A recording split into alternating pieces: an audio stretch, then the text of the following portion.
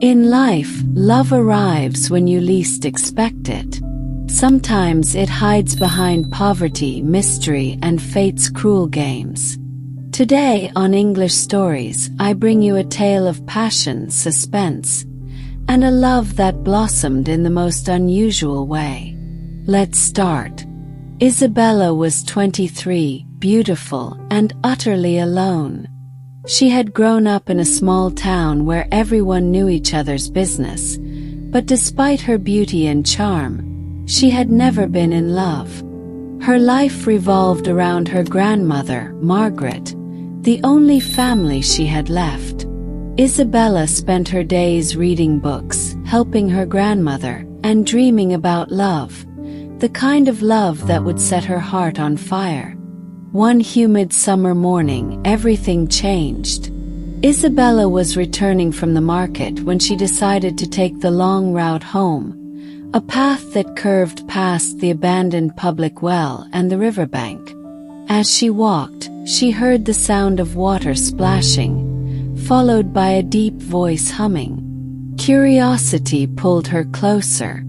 She hid behind an old oak tree and peeked. There he was, a man, bare-chested, bathing in the river. His body glistened under the sunlight, every muscle carved like a sculpture. His broad shoulders, the ripple of his back, the raw strength in his arms, it was as though the poverty of his worn clothes couldn't hide the power of his physique. Isabella's heart skipped. He was poor, yes. His belongings were few: a tattered shirt, a pair of shoes with holes, and a small satchel. But there was something magnetic about him. His face carried scars of struggle, yet his eyes, she would notice later, held secrets and storms. For the first time in her life, Isabella felt her body tremble, not out of fear but desire. That night she couldn't sleep. His image haunted her, the water dripping down his chest, the strength in his hands.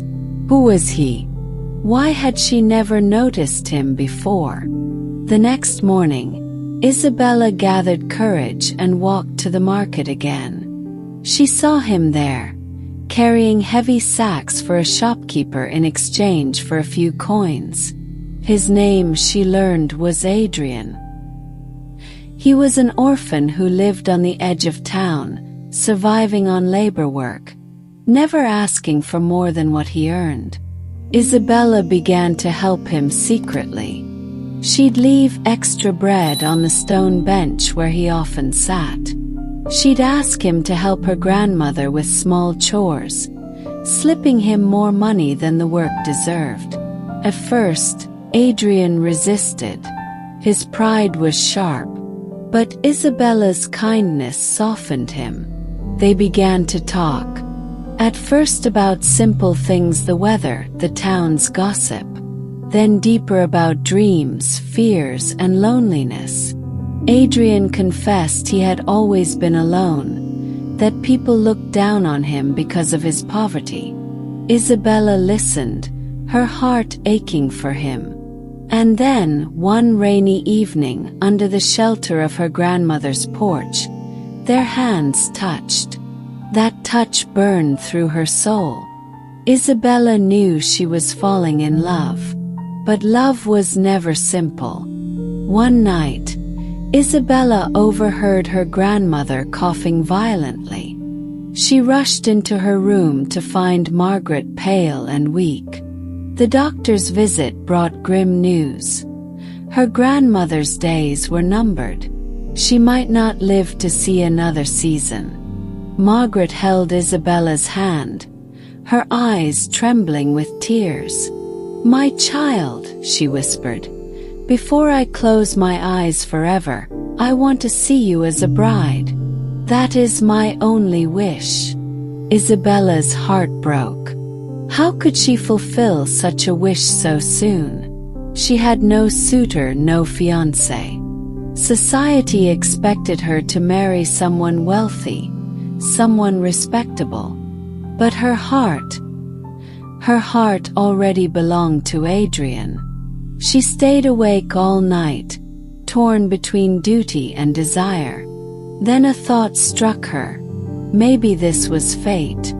Her grandmother's wish and her love could merge into one decision. She would marry Adrian.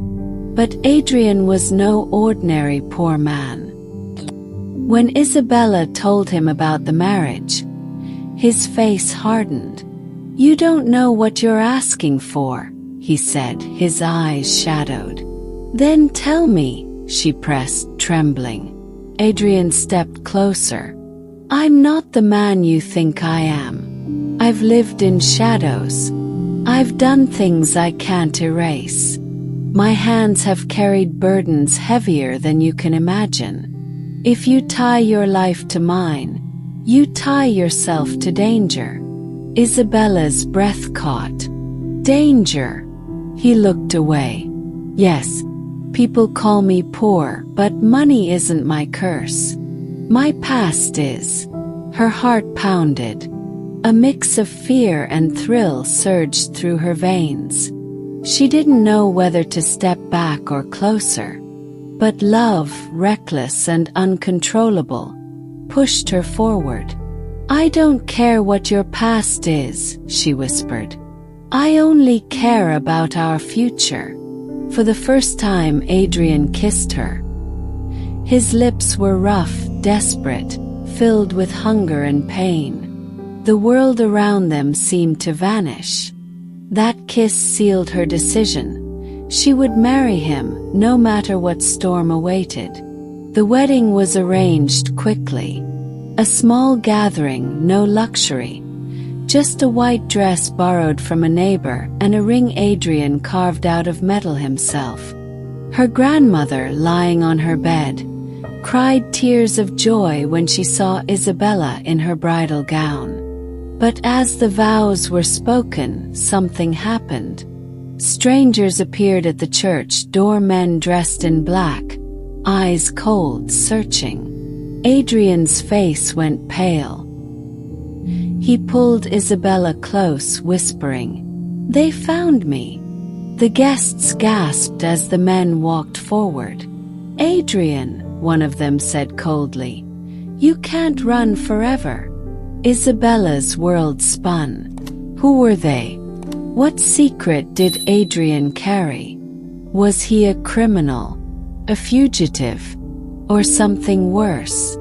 Adrian held her hand tighter, whispering, "Trust me, whatever happens." Before anyone could react, he lifted Isabella in his arms and rushed out the back door. The rain poured heavily outside as they fled into the woods. Isabella's wedding dress clung to her skin, her heart raced, and yet, amid the chaos, she felt alive. Through the storm, Adrian confessed the truth. He had once been part of a secret underground group, a rebellion against corrupt leaders. Betrayed by his own, he had become a hunted man. His poverty was partly real, partly disguise. His strength, his scars, his silence, they were remnants of battles no one in the town could imagine. "Now you know why I warned you," he said breathlessly. "Your life will never be ordinary if you stay with me." Isabella, drenched and trembling, looked into his eyes. "I didn't marry you for ordinary. I married you for love." And in that moment, as thunder roared and danger lurked, they kissed again, sealing their fate together.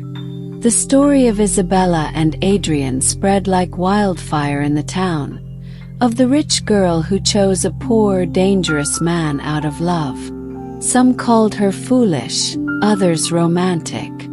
But for Isabella, it didn't matter.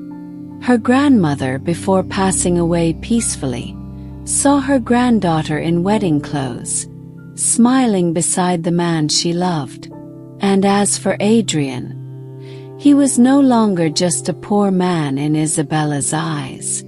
He was her protector, her passion, her secret storm. Their love was not safe. It was not simple. But it was real. And sometimes real love is worth every risk. And that was the story of Isabella and Adrian, a tale of danger, passion, and love that defied society.